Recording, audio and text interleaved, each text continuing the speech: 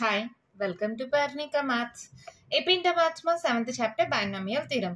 Last వీడియోలో దీని యొక్క ఇంట్రొడక్షన్ స్టార్ట్ చేసాం కదా. అక్కడ మనం ఎక్కడ దాకా కంప్లీట్ చేసాం? బైనామియల్ థీరం యొక్క ప్రూఫ్ ని కంప్లీట్ చేసాం కదా.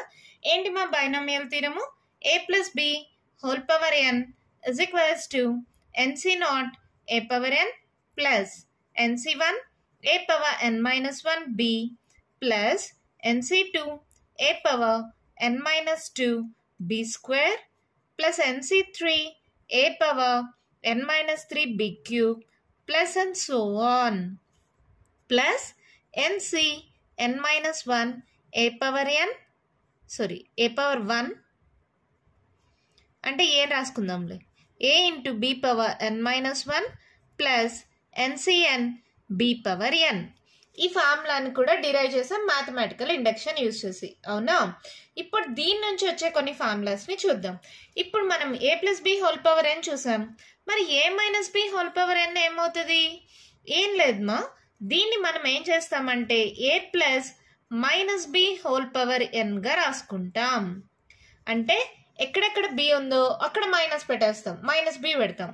చూడండి ఏమవుతుంది, nc0 a power n plus nc1 a power n minus 1 into minus b plus nc2 a power n minus 2 into minus b whole square plus nc3 a power n minus 2 into minus b whole cube plus and so on plus ncn minus 1 a into minus b whole power n minus 1 plus ncn minus b whole power n. ఎక్కడెక్కడ B ఉందో అక్కడంతా minus B పెట్టేసాం. ఇప్పుడు చూడండి ఏమవుతుందో formula. A minus B whole power ఎన్కి nc0 A power N minus బితో multiply అవుతుంది కదా, plus into minus minus nc1 A power N minus 1 into B. ఇక్కడ చూడండి minus B whole square even power ఉంటే ఏమవుతుందమ్మా, ప్లస్ అయిపోతుంది, ఇది బి స్క్వేర్ అయిపోతుంది. So nc2 A power N minus 2 B square. తర్వాత minus B whole cube, odd power అంటే ఏమవుతుంది, మైనస్ బి క్యూబ్ వస్తుంది, plus into minus minus nc3 A power n minus 3 B cube. ఓకేనా? Plus and so on plus ncn minus 1 A into minus B whole power n minus 1 మా. అంటే ఆ term ఎలా ఉంటుందో మనకు తెలియదు కాబట్టి ఈ టర్మ్ని వదిలేద్దాం. లాస్ట్ టర్మ్ చూడండి ఏమవుతుంది, ncn ఈ మైనస్ బి హోల్ పవర్ ఎన్ని minus 1 whole power n into B power n రాసుకోవచ్చా? So A minus B whole power ఎన్కి ఇది ఫార్ములా. ఏంటి మళ్ళీ కొత్తగా ఫార్ములా నేర్చుకోవాలా? అవసరం లేదమ్మా, ఇదే ఫార్ములా. ఒకసారి ప్లస్ ఒకసారి minus, plus minus and so on. ఇక్కడ ఎన్ అనే వాల్యూ ఏమొస్తుందో తెలియదు కాబట్టి మైనస్ 1 హోల్ పవర్ ఎన్ రాసి బి పవర్ ఎన్ రాసేసాం. అంతే, సింపుల్గా ఫార్ములా గుర్తుంటుంది కదా. ఏ ప్లస్ బి హోల్ పవర్ ఎన్కి అన్ని ప్లస్లే, ఏ మైనస్ బి హోల్ పవర్ ఎన్కి ఒకటి ప్లస్ ఒకటి మైనస్, ఒకటి ప్లస్ ఒకటి మైనస్. గుర్తుంటుందా? ఇప్పుడు దీని నుంచే మళ్ళీ ఇంకో ఫార్ములా డిరైవ్ చేద్దాం. మళ్ళీ ఇదే బైనామియల్ థీరంని తీసుకొని ఒకవేళ a equals to 1 b equals to x అయితే ఏమవుతుందో చూడండి. అంటే ఏమవుతుంది, 1 plus X whole power n is equals to nc0 ఏ అంటే 1 కదా, 1 to the power of anything 1 అయిపోతుంది, plus nc1 1 to the power of anything A terms అన్నీ పోతాయమ్మా, 1 to the power of anything ఏమవుతుంది 1 అవుతుంది కాబట్టి ఏ టర్మ్స్ అన్నీ పోతాయి. ఇప్పుడు బి టర్మ్స్ మాత్రమే రాయాలి, అది కూడా బి ప్లేస్లో ఎక్స్ రాయాలి. nc0 ప్లస్ nc1 బి ప్లేస్లో ఎక్స్ ప్లస్ nc2 ఏ ఉండదు బి ప్లేస్లో X square plus nc3 X cube plus and so on plus ncn X power n. ఓకేనా? ఎంత సింపుల్గా వచ్చేసింది కదా ఫార్ములా. ఒకవేళ ఏ ఈక్వల్స్ టు 1 అయితే డైరెక్ట్గా మనం ఈ ఫార్ములా యూజ్ చేస్తాం. 1 plus X whole power n equals to nc0 plus nc1 X plus nc2 X square plus nc3 X cube plus and so on ncn X power n. ఓకేనా? అదే ఇక్కడ X కూడా 1 అయితే ఇఫ్ ఎక్స్ ఈక్వల్స్ టు 1 అప్పుడు ఏమవుతుందో చూడండి, 1 plus 1 whole power n that equals to 1 plus 1 అంటే 2 power n that equals to ఎక్స్లు కూడా 1లు అయిపోయాయి అంటమా. ఇంకా మిగిలినవేంటివి కోఎఫిషియన్స్ మాత్రమే. ఇవేంటివి బైనామియల్ కోఎఫిషియన్స్, అవునా? మనము ఆల్రెడీ లాస్ట్ వీడియోలో చూసాం. వీటిలన్నిటిని కోఎఫిషియన్స్ అంటామని ఆల్రెడీ చెప్పాను కదా.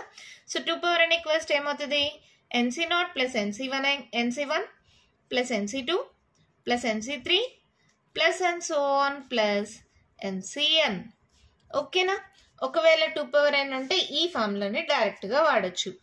మళ్ళీ ఇప్పుడు a equals to 1 b equals to x తీసుకున్నాం కదా, అదే మైనస్ ఉంటే ఏమవుతుంది, 1 minus x whole power n ఉంటే ఏమవుతుంది, సేమ్ ఫార్ములా ఒకసారి ప్లస్ ఒకసారి మైనస్ వస్తుంది. NC0 minus NC1x plus NC2x square minus NC3x cube plus and so on plus minus 1 whole power n into NCn x power n. ఓకేనా. మళ్ళీ దీంట్లో if x equals to 1 అయితే ఏమవుతుందమ్మా, 1 minus 1 whole power n అంటే 0. 0 గానే వస్తే binomial coefficient ఎలా వస్తుంది చూడండి. మళ్ళీ x ప్లేస్లో 1 అని సబ్స్టిట్యూట్ చేస్తే ఇదే టర్మ్స్ కదా, NC0 minus NC1 plus NC2 minus NC3 plus and so on plus minus 1 whole power n into NCn. ఓకేనా. ఇక్కడ నేను ఏవైతే టిక్ పెట్టానో ఈ ఫార్ములాస్ చాలా చాలా చాలా important. a plus B whole power n binomial theorem direct formula. A ప్లేస్లో 1 బి ప్లేస్లో x వస్తే ఈ ఫార్ములా వస్తుంది. అదే ఇక్కడ x ప్లేస్లో మళ్ళీ 1 సబ్స్టిట్యూట్ చేస్తే 2 power nకి ఇది ఫార్ములా. అదే ప్లస్ x కాకుండా మైనస్ x వస్తే ఏమవుతుంది, ఒకటి ప్లస్ ఒకటి మైనస్, ఒకటి ప్లస్ ఒకటి మైనస్ వస్తుంది. మళ్ళీ దీంట్లో x ప్లేస్లో 1 వస్తే దాని వాల్యూ 0 అయిపోతుంది. 0కి బైనామియల్ థీరం ఇది. 0 equals to NC0 minus NC1 plus NC2 minus NC3 plus and so on minus 1 whole power n into NCn. ఓకేనా. అర్థమైందా. ఇక్కడ దాకా మీకు క్లారిటీగా ఉంది కదా. నెక్స్ట్ ఇదే బైనామియల్ థీరంని మనం షార్ట్ కట్గా రాయొచ్చుమా. అది ఎలా అంటే a plus B whole power n equals to sigma k equals to, ఇది కేమా, k equals to 0 to n NCk a power n minus k b power k. ఓకేనా. తర్వాత ఈ బైనామియల్ థీరం ఎక్స్పాన్షన్స్లో జనరల్ టర్మ్ అంటే TR plus 1 equals to NCR into a power n minus r into b power r. మరి ఈ general term ఎలా వచ్చింది ఒక్కసారి లాస్ట్ వీడియోలో నేను ఆల్రెడీ ఎక్స్ప్లెయిన్ చేశాను కదా. పవర్ n ఉంటే ఎన్ని టర్మ్స్ ఉంటాయి, n ప్లస్ 1 టర్మ్స్ ఉంటాయి. కావాలంటే ఒక ఎగ్జాంపుల్ చూడండి. a plus B whole square formula ఏంటి, a square plus 2ab plus b square. అవునా. ఇక్కడ చూడండి, n వాల్యూ ఎంత 2 అంటే ఎన్ని టర్మ్స్ ఉంటాయి, n ప్లస్ 1 2 ప్లస్ 1 3 టర్మ్స్ ఉండాలి. 1 2 3 terms, a square plus b square plus 2ab 3 terms ఉన్నాయా. పవర్ n ఉంటే దానికన్నా ఒక ఎక్స్ట్రా టర్మ్ ఉంటుంది. కాబట్టి ఇక్కడ మనం జనరల్ టర్మ్ తీసుకునేటప్పుడు r అంటే r plus 1 TR plus 1 equals to NCR a power n minus r into b power r. ఈ ఫార్ములా చాలా చాలా ఇంపార్టెంట్. జనరల్ టర్మ్ అడిగితే ఫార్ములా ఏంటి, TR plus 1 equals to NCR a power n minus r b power r. గుర్తుపెట్టుకోవాల్సిన అవసరం లేదు మా, same formula. ఇక్కడ k ప్లేస్లో r పెట్టాము అంతే, ఇదే ఫార్ములా. మీకు ప్రతిదానికి నేను చెప్తూనే ఉన్నా కదా, దీంట్లో నుంచి దీన్ని సబ్ట్రాక్ట్ చేస్తే ఏ పవర్ అవుతుంది, ఇక్కడ కింద ఉండేది బి పవర్ అవుతుంది అని. అదే formula NCR a power n minus r b power r. ఓకేనా. మరి ఇదే జనరల్ ఎక్స్పాన్షన్లో ఈ బైనామియల్ థీరం ఎక్స్పాన్షన్లో మిడిల్ టర్మ్ అడిగితే ఒకవేళ n అంటే పవర్ అనేది ఈవెన్ నంబర్ అయితే n/2 ప్లస్ 1 అనేది మిడిల్ టర్మ్ అవుతుంది. అదే n అనేది ఆడ్ నెంబర్ అయితే n ప్లస్ 1/2 అనేది ఒక మిడిల్ టర్మ్, ఇంకో మిడిల్ టర్మ్ వచ్చి n ప్లస్ 1/2 ప్లస్ 1. దీనికి 2 మిడిల్ టర్మ్స్ ఉంటాయి ఎప్పుడు, n ఆడ్ అయినప్పుడు. అదే n ఈవెన్ అయినప్పుడు n/2 ప్లస్ 1 ఒక్క మిడిల్ టర్మే ఉంటుంది. ఈ కాన్సెప్ట్ని మీరు ఆల్రెడీ 10th స్టాండర్డ్ స్టాటిస్టిక్స్లో నేర్చుకుంటారు. ఒకవేళ n ఈవెన్ ఉంటే ఎట్లా, n ఆడ్ అయితే అట్లా అని. సేమ్ ఫార్ములానే అనుకుంటా కదా. అక్కడ మీరు నేర్చుకునేది కూడా మిడిల్ టర్మ్స్కి అదే ఫార్ములా. ఓకేనా. మరి ఈ ఫార్ములాస్ అన్నిటినీ యూజ్ చేసి ప్రాబ్లమ్స్ ఎలా చేయాలో ఒక 2-3 ఎగ్జాంపుల్ ప్రాబ్లమ్స్ చూద్దామా. క్వశ్చన్ చూడండి ఏమి ఇచ్చారు, expand x² plus 3/x whole power 4. ఏదైనా ఇవ్వనండి, ఫస్ట్ బైనామియల్ థీరం రాసేసుకోండి. మీకు బైనామియల్ థీరం ఇప్పటికే బాగా నేర్చేసుకుంటారు కదా. ఫస్ట్ బైనామియల్ థీరం రాసుకోండి. ఇప్పుడు x² plus 3/x whole power 4. అంటే ఏ ప్లేస్లో ఎక్స్ స్క్వేర్ని, బి ప్లేస్లో 3/xని, ఎన్ ప్లేస్లో 4ని సబ్స్టిట్యూట్ చేయడం. సో ఏమవుతుంది 4c0 ఏ ప్లేస్లో ఎక్స్ స్క్వేర్, మళ్ళీ ఎన్ ప్లేస్లో 4.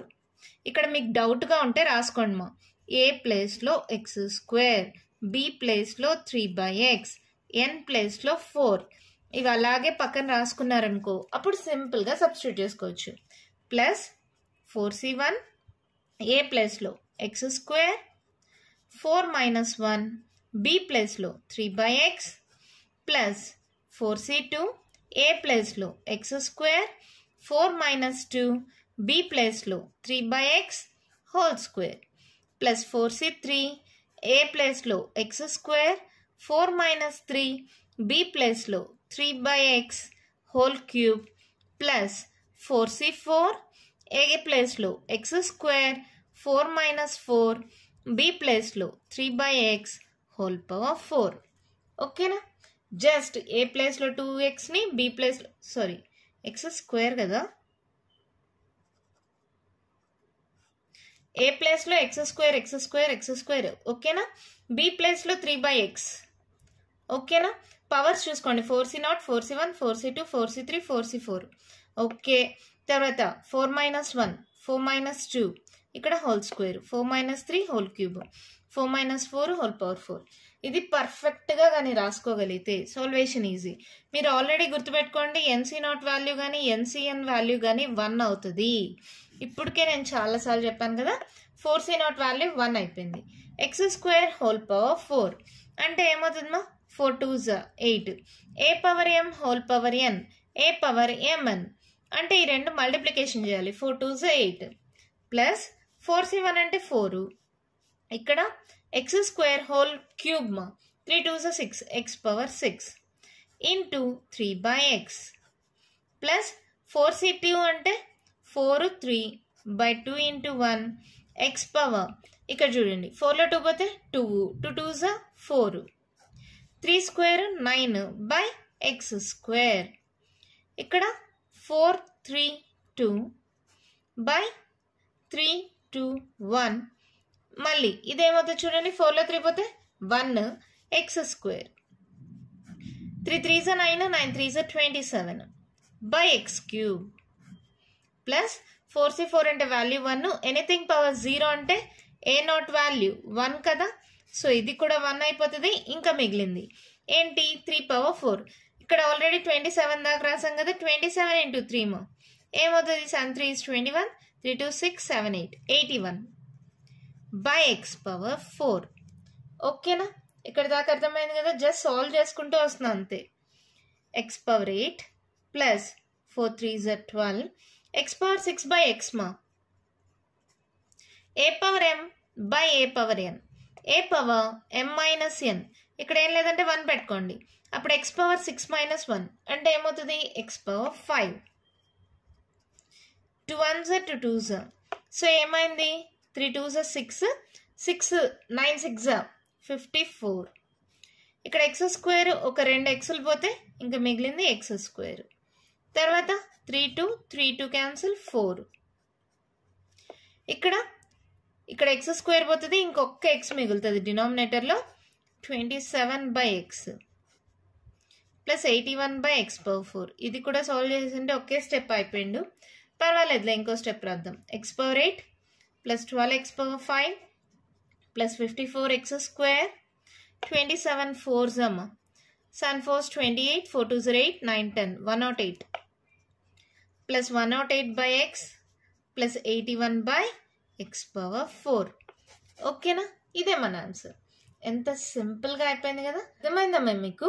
చాలా అంటే చాలా సింపుల్ కదా. ఈ ఫార్ములా వస్తే చాలు, ఏ ప్లేస్లో ఎక్స్ స్క్వేర్, బి ప్లేస్లో 3/x, ఎన్ ప్లేస్లో 4 సబ్స్టిట్యూట్ చేసాం. తర్వాత సాల్వ్ చేయడం, NC0లో ఇవన్నీ సాల్వ్ చేయడం లాస్ట్ చాప్టర్లో బాగా నేర్చుకున్నారు కదా మీరు. ఆ సాల్వేషన్ మీకు ఎలాగో వచ్చు. ఇక్కడ ఏముంది, 3 స్క్వేర్ 3 క్యూబ్ 3 పవర్ 4 వాల్యూస్ రాసుకున్నాం, అది క్యాన్సిల్ చేసుకుంటూ వస్తే ఆన్సర్ వచ్చేసింది. చూడ్డానికి పెద్దగా కనిపిస్తాయి ఇవి, ఇదిగా ఉంటాయి. సాల్వేషన్ చాలా అంటే చాలా ఈజీ. అర్థమైంది కదా? మన నెక్స్ట్ ప్రాబ్లం చూద్దామా.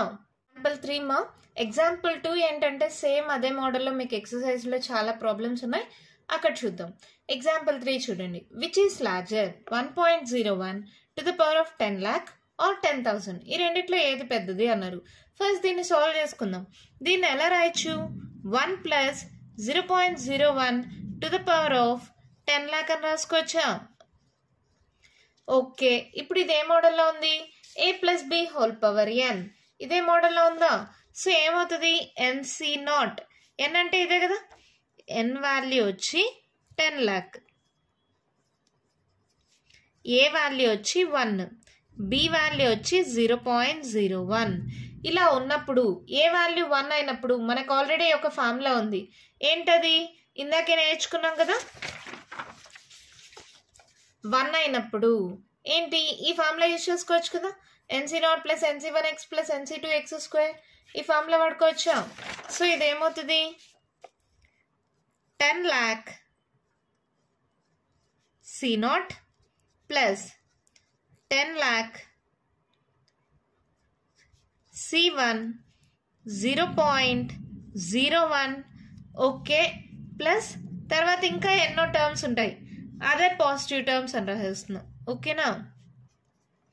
ఫస్ట్ 2 టర్మ్స్ రాసి మిగిలినవి అదర్ పాజిటివ్ టర్మ్స్ అని రాస్తున్నాను. మనం మొత్తం సాల్వ్ చేయనక్కర్లేదు. మనకేంటి? ఈ టర్మ్ పెద్దదా 10,000 పెద్దదో తెలియాలి, అంతే కదా. ఏదైనా సరే ఎన్సీ నాట్ వాల్యూ ఏమవుతుంది? 1 అవుతుంది. సో ఎనీథింగ్ ఇక్కడ ఏ నెంబర్ అయినా ఉంది, సి నాట్ ఉంటే వాల్యూ 1 అయిపోతుంది. 1 ప్లస్ దీని వాల్యూ ఏమవుతుంది? 10 lakh 1 2 3 4 5 6 zeros ఇంటూ 0.01ని 1 బై పాయింట్ తర్వాత 2 digits ఉన్నాయి కాబట్టి బై 100 అని రాసుకోవచ్చా? Plus other positive terms. అన్ని పాజిటివ్ టర్మ్సే ఉంటాయి. ఎందుకని? ఇక్కడ ప్లస్ వచ్చింది. మైనస్ వస్తే అప్పుడు డౌట్ పడాలి, ఒకటి ప్లస్ ఒకటి మైనస్ వస్తుందని. ఇక్కడ ప్లస్సే కాబట్టి నో డౌట్. ఇక్కడ చూడండి, ఈ 2 zeros cancel, that equals to 1 plus 10,000 plus other positive terms.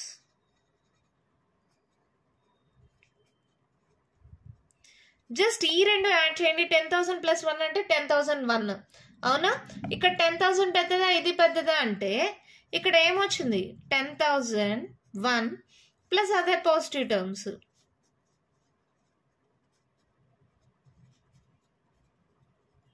ఈ రెండు యాడ్ చేస్తేనే 10,000 కన్నా ఒకటి ఎక్స్ట్రా వచ్చేసింది. ఇప్పుడు ఈ రెండిట్లో ఏది పెద్దదమ్మా? ఇదే కదా. Therefore 1.01 to the power of 10 lakh is greater than 10,000 and the problem అయిపోయింది. ఎంత సింపుల్గా ఉంది కదా. ఇక్కడ 1.01ని 1 ప్లస్ 0.01గా రాసుకున్నాం.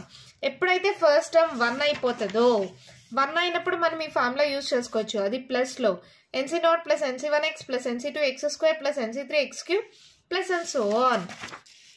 ఇలా రాసుకున్నప్పుడు ఎన్సీ నాట్ ప్లస్ ఎన్సీ1 X plus and so on, ఇది అన్ని పక్కన పెట్టేసేయండి. ఫస్ట్ 2 టర్మ్స్ రాసా, దాన్ని సాల్వ్ చేస్తేనే నాకు 10,001 వచ్చింది. 10,000 కన్నా ఒక్క నెంబర్ ఎక్స్ట్రా వచ్చినా అది గ్రేటరే కదా. So 1.01 to the power of 10,000 is 10 lakh is greater than 10,000. ఓకేనా? నెక్స్ట్ ఎగ్జాంపుల్ ప్రాబ్లం చూద్దామా. 4 మా క్వశ్చన్ చూడండి ఏమి ఇచ్చారో. Using binomial theorem prove that 6 power n minus 5n always leaves remainder 1 when divided by 25. 25తో దీన్ని డివైడ్ చేస్తే ఎప్పుడు రిమైండర్ 1 వస్తుందంట. దాన్ని బైనామియల్ థీరం యూజ్ చేసి ప్రూవ్ చేయమన్నారు. మనకు నార్మల్గా డివిజన్లో మనం నేర్చుకున్నది ఏంటి? ప్రీవియస్ క్లాసెస్లో dividend equals to divisor into quotient plus remainder. గుర్తుందమ్మా మీకు? మీరు కావాలంటే దీన్ని షార్ట్ కట్గా డివిడెండ్ ఈక్వల్స్ టు ఏ అని, డివైజర్ ఈక్వల్స్ టు బి అని, కోషంట్ని స్మాల్ క్యూ అని, ప్లస్ రిమైండర్ని స్మాల్ ఆర్ అని, A equals to B Q plus R ఇలా కూడా రాసుకోవచ్చు. అవునా కదా? గుర్తుందా మీకు? ఇది మీకు క్లియర్గా అర్థం అవ్వాలంటే ఒక చిన్న ఎగ్జాంపుల్ కూడా చూద్దాం. చూడండి, ఇప్పుడు 28/3 అన్నారు అనుకోండి మా. ఇప్పుడు 3తో 28ని డివైడ్ చేయండి. 9 3s 27. ఇప్పుడు రిమైండర్ అంటే ఎంత? ఇది రిమైండర్. ఇదేమవుతుంది కోషంట్, ఇది డివైజర్, ఇది డివిడెండ్. అవునా? సో దీన్ని ఎలా రాస్తాం? Dividend 28 equals to divisor 3 into quotient plus reminder. చూడండి 9 3 27, 27 ప్లస్ 1 28. సరిపోయిందా? అర్థమైందమ్మా? అంటే ఇప్పుడు 25తో దీన్ని కానీ డివైడ్ చేస్తే రిమైండర్ 1 వస్తుందని ఈ మోడల్లో చూపించచ్చు. Dividend equals to divisor into quotient plus remainder. ఈ మోడల్లో కానీ వస్తే సరిపోతుందా?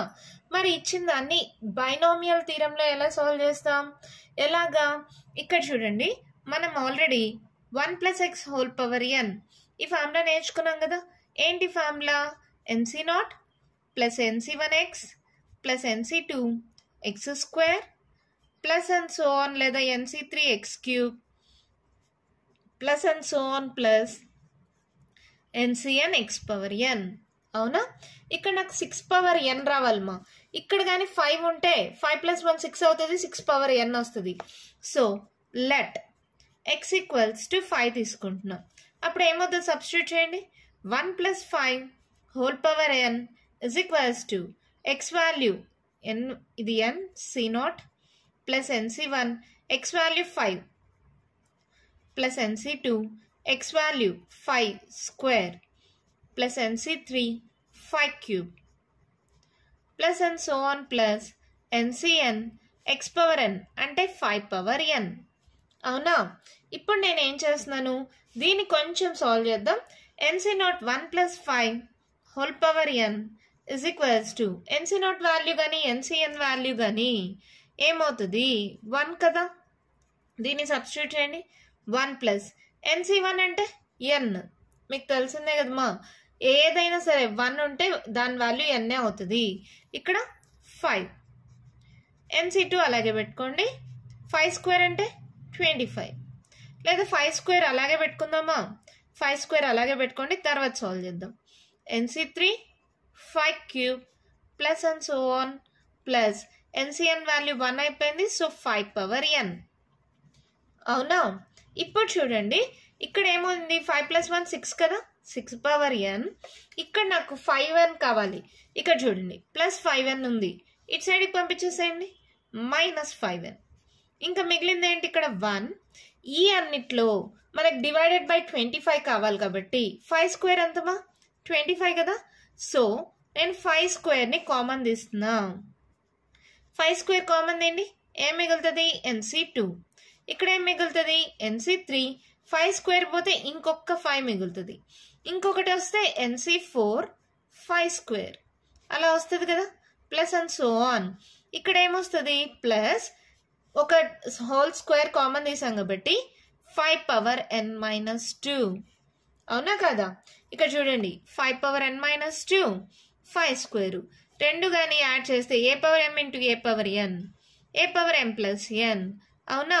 So n - 2 plus 2 plus 2 - 2 cancel అయితే 5 పవర్ n. సరిపోయిందా?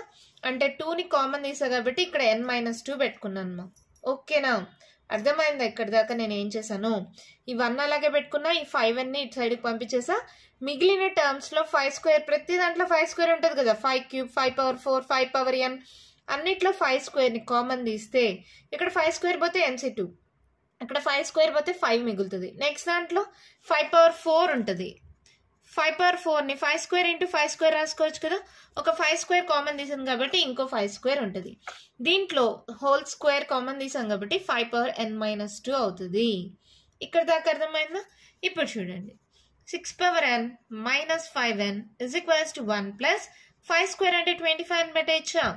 ఈ మొత్తాన్ని లెట్ k అనుకుంటున్నా. దాన్ని let k equals to nc2 plus 5 nc3 plus nc4 5² plus and so on. ఇవి ఇట్లా మొత్తాన్ని k అనుకుంటున్నా.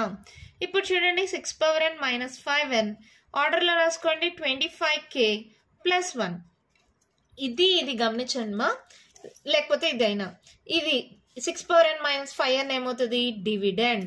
ఈ 25 అనేది ఏంటి? డివైజర్. ఇది కోషంట్. ఈ 1 అనేది ఏంటి? రిమైండర్. వాళ్ళు అదే కదా చూపిమన్నారు. Using binomial theorem prove that 6 power n minus 5 and always leaves the remainder 1 when divided by 25. 25 తో డివైడ్ చేసినప్పుడు రిమైండర్ 1 వచ్చిందా 6 power n minus 5n కి? అంతే, చూపించేసాం. Hence proved. ఎంత సింపుల్గా ప్రాబ్లం అయిపోయింది కదా. ఎప్పుడైనా సరే ఒక నంబర్తో డివైడ్ చేస్తున్నారు అంటే మనకి డివిజన్ రూల్ గుర్తుండాలి. ఇది ఆల్రెడీ మీరు చిన్న క్లాసెస్లో నేర్చుకున్నారు. Dividend equals to divisor into quotient plus reminder. ఇక్కడ మీకు ఎగ్జాంపుల్గా అర్థం అవడం కోసం 28/3 తీసుకున్నాము.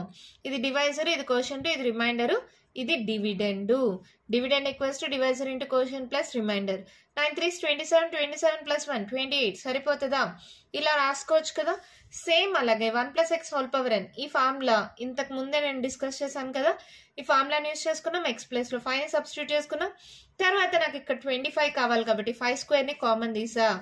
ఈ మిగిలిన టర్మ్స్లో 5² కామన్ తీసి మిగిలిన మొత్తాన్ని k అనుకున్నా. ఎప్పుడైతే k అనుకున్నామో దీన్ని 25k + 1 అని రాసుకోవచ్చు. అంటే ఇది డివైజర్, ఇది కోషంట్, ఇది రిమైండరు. అంటే this leaves the remainder 1 when divided with 25. Hence proved. ఎంత సింపుల్గా అయిపోయింది కదా. అర్థమైందా? దీంతో ఇంట్రడక్షన్ కంప్లీట్ అయిపోయింది. ఎగ్జాంపుల్ ప్రాబ్లమ్స్ కంప్లీట్ అయిపోయాయి. నెక్స్ట్ వీడియోలో ఎక్సర్సైజ్ 7 స్టార్ట్ చేద్దాం. మీకు ఇంకా ఏమైనా డౌట్స్ ఉంటే కమెంట్ బాక్స్లో అడగండి. మీకు కానీ వీడియో నచ్చినట్టయితే లైక్ చేయండి, షేర్ చేయండి, నా ఛానల్ని సబ్స్క్రైబ్ చేసుకోండి. Thank you.